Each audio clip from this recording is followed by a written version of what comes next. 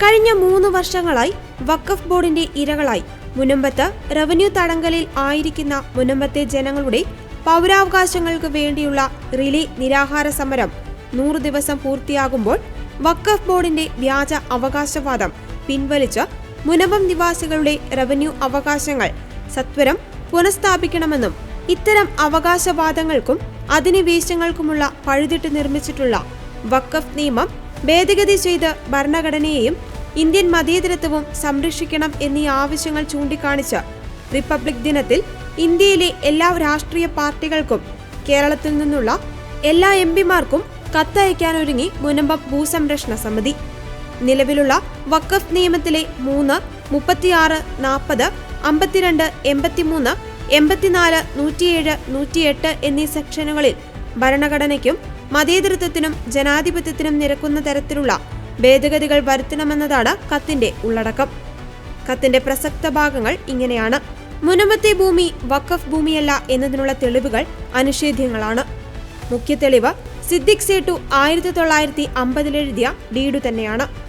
വഖഫ് എന്ന് എഴുതിയതുകൊണ്ട് മാത്രം ഒരു ആധാരം വഖഫ് ആധാരമാകില്ല എന്ന് കേരള ഹൈക്കോടതിയിൽ ജസ്റ്റിസ് സുബ്രഹ്മണ്യം പോറ്റിയും ജസ്റ്റിസ് ഖാലിദും 1980 ഹൈദ്രോസ് ആയുഷുമ്മ കേസിൽ വിധി പറഞ്ഞിട്ടുണ്ട്. 2017 ഈ വിധിന്യായത്തെ ജസ്റ്റിസ് മുസ്താഖ് പരാമർശിച്ചിട്ടുമുണ്ട്.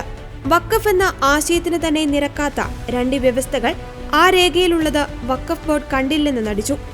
വസ്തുവിൽപ്പനയെ അനുകൂലിക്കുന്ന വാചകവും ചില പ്രത്യേക സാഹചര്യമുണ്ടായാൽ വസ്തു തന്റെ കുടുംബത്തിലേക്ക് തിരികെ എത്തുമെന്ന വ്യവസ്ഥയും ആ രേഖ വഖഫല്ല എന്നതിന്റെ വ്യക്തമായ തെളിവുകളാണ്. ഇതിനിടയിൽ വ്യാജ പ്രസ്താവനകളും ആരോപണങ്ങളുമായി ചിലർ രംഗത്തിറങ്ങുന്നുണ്ട്.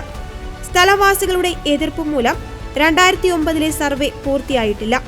ഭൂസംരക്ഷണ സമിതിയിൽ 610 അംഗങ്ങൾ രജിസ്റ്റർ ചെയ്തിട്ടുണ്ട്. മുനമ്പത്ത് വേളാങ്കണ്ണി മാത ഇടവക അംഗങ്ങളായി തന്നെ 400ഓളം കുടുംബങ്ങളുണ്ട് എന്നീ വസ്തുതകൾ അവർ മറച്ചുവെക്കുന്നു. ഫറൂഖ് കോളേജിന്റെ ഉടമസ്ഥാവകാശത്തിലുണ്ടായിരുന്ന 18/1 ഭൂമി 114 ഏക്കർ കരയും 60 ഏക്കർ വെള്ളവുമാണ്. 1971 സബ് കോടതി വിധിയിൽ കേസ് കോടതിയിലിരിക്കെ നടന്ന റീസർവേയിൽ 135 ഏക്കറിന് ശേഷമുള്ള കര കടലെടുത്തു പോയതായി പരാമർശമുണ്ട് എന്ന വസ്തുത അവർ തമസ്കരിക്കുന്നു. ഡിജിറ്റൽ സർവേക്കായുള്ള മുറവിളി ഇപ്പോൾ പല കോണുകളിൽ നിന്നും ഉയരുന്നുണ്ട്.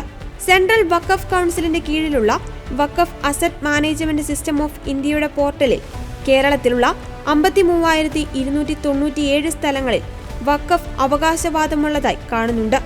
അതിൽ 1186 സ്ഥലങ്ങളെക്കുറിച്ച് മാത്രമേ തൽസ്ഥിതി വിവരങ്ങൾ ലഭ്യമായുള്ളൂ.